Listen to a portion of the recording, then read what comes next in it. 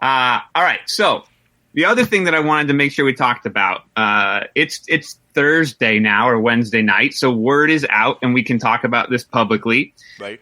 Konnan made some history on Wednesday. This Wednesday that is coming up. And Konnan is now the first luchador, possibly even the first pro wrestler in history to mint and release his own moment NFTs. Konnan has jumped into the modern age, and you can now go to blockparty.co and get the first of 3 Konnan NFTs. Now, Disco, are you familiar at all with this? Yes, I am familiar with these. And I thought this was like a weird collectible fad for real rich people. Well, so here's the thing, right?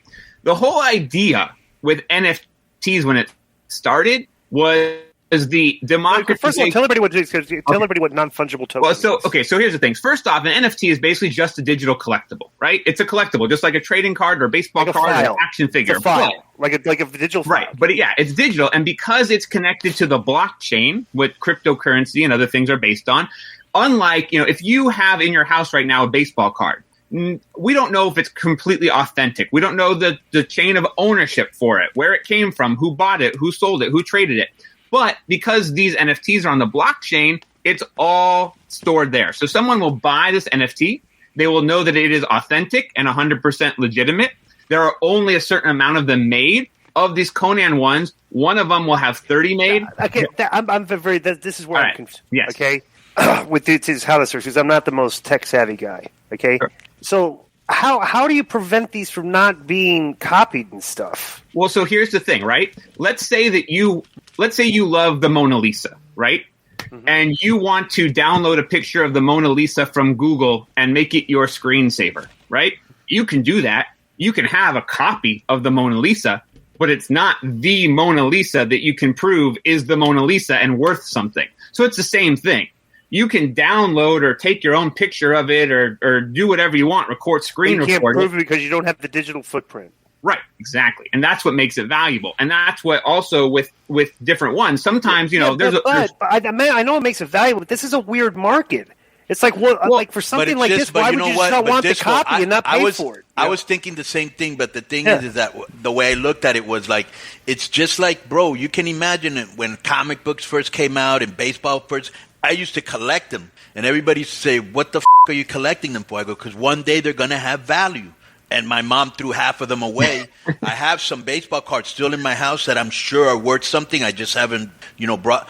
And so it's the same thing. You're going to have these wrestling fans that in 5, 10, 15 years, it's going to mean something because they're original things of like Rey Mysterio when he first started, the original things of the first time, like I went to the LA Sports Arena. There's different things in history that a wrestling fan may find, hey, I'll pay money for this to have the original one, and in said date I'll either sell it or I just have it and I know it's mine. Hey Joe, were you able to plus two? I was just thinking about this because when I heard about these NFTs, I was confused and I had the same doubts. Like, this is kind of educational because I've never talked about this stuff with anybody, right? But I've looked into it. I didn't, But the one thing that I think is weird is that you look at this as kind of like from an evolutionary. If you look at this outside the box, it's like kind of the evolution of a species.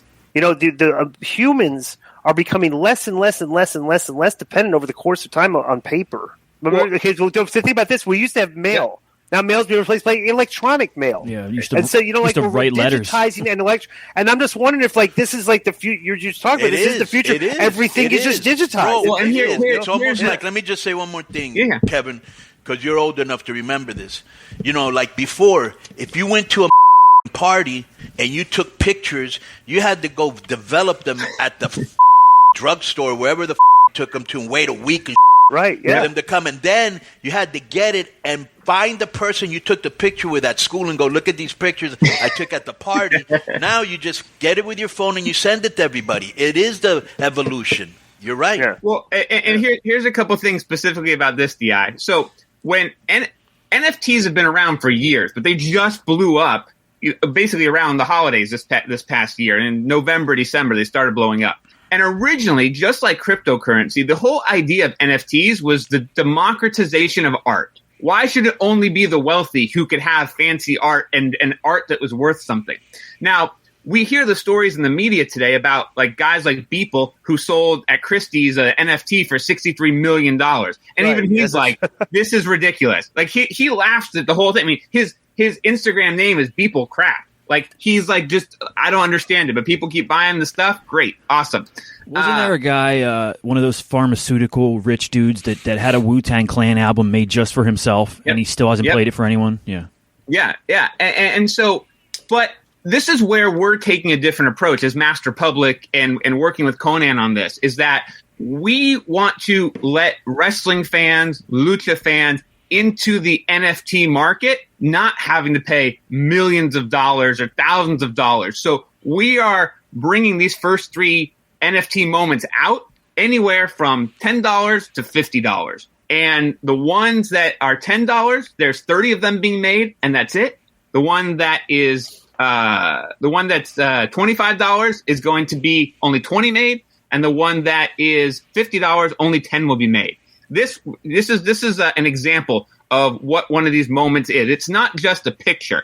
You're getting actually a video clip that's 25 years old from Konnan's personal collection. You're getting a direct quote from him about this on the back, his digital signature. Joe, go ahead and show everyone. And also, you can have this voiceover with KG on commentary. This is Konnan, but with Larry Rivera. Wow. The great enojado ahí entra Psicosis con un salto de tigre contra un servidor, y ahí está la gente esperando este encuentro. Konnan and Psychosis about to go one-on-one in this trios match. Look, that's the original Pentagon, Psicosis right? se va a quedar conmigo. Yeah. That's Pierrot. Ahí me da un raquetazo, ahí le bloqueo. Parka. Ahí a caminar but watch las Konnan cuerdas. fly around in this one. Di, you might remember this version of Konnan. I've watched some Konnan matches. Lo brinco. From Mexico. Tijera desde la esquina. Vámonos. How old are you here? 25 years ago.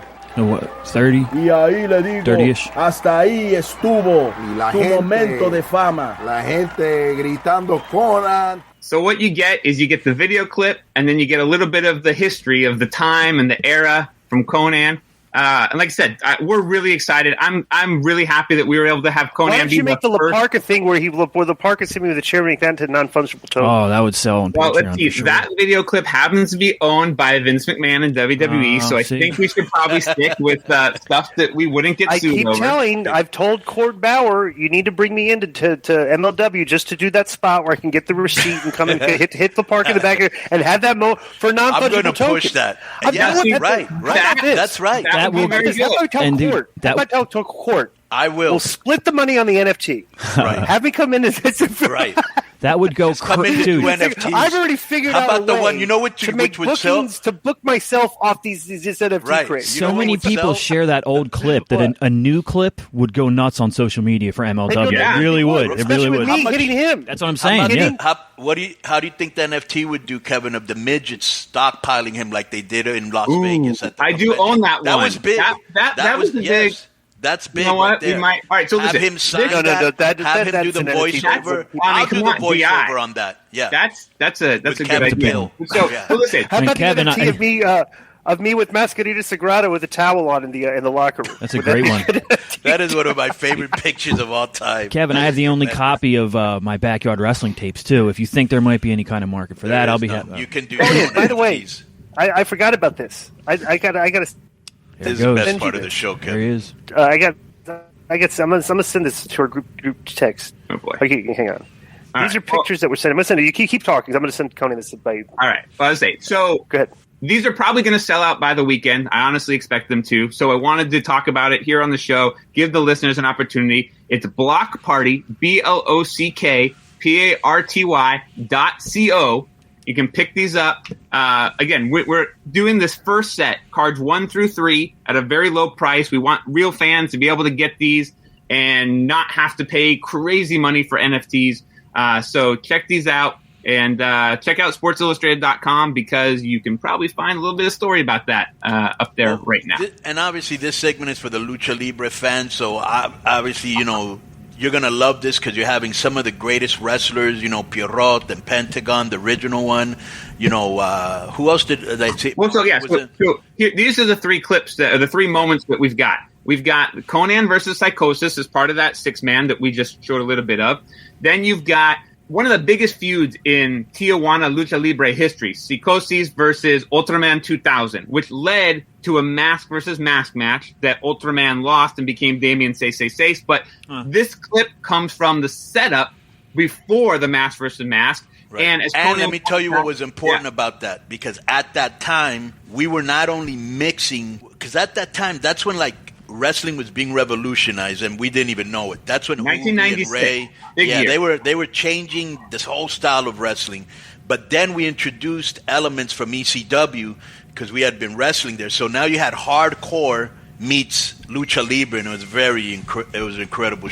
Yeah, and that NFT, it starts out with Ray jumping off of a ladder outside the ring. Right. And you've got tables in the ring, very non-cooperative Tijuana tables, but tables in the ring with Damien and Psychosis. And then the final one, the one that we're only minting 10 of, is Rey Mysterio Jr. versus Juventud Guerrera in a bull ring in the middle of Ensenada. Right. Talk about, this is stuff that never aired on television. Right. These were spot shows that were part of Konnan's personal collection of videos. And these are really special. And the best part about it is, I don't know what happened that day, if it was about the rain or there was bad publicity, but there's literally nobody at that show, and these guys are tearing it up like it's TV.